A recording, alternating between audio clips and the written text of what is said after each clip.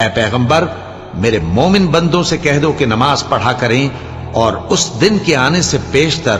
جس میں نہ اعمال کا سودا ہوگا اور نہ دوستی کام آئے گی، ہمارے دیے ہوئے مال میں سے پوشیدہ اور علانیہ خرچ کرتے رہیں۔ اللہ ہی تو ہے جس نے آسمانوں اور زمین کو پیدا کیا اور آسمان سے مے برسایا، پھر اس سے تمہارے کھانے کے لیے پھل پیدا کیے اور کشتیوں اور جہازوں کو تمہارے زیر فرمان کیا تاکہ وہ سمندر میں اس کے حکم سے چلیں،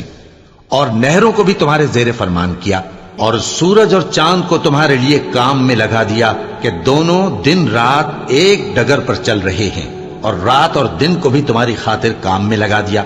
اور جو کچھ تم نے مانگا سب میں سے تم کو عنایت کیا، اور اگر اللہ کے احسان گننے لگو تو شمار نہ کر سکو، مگر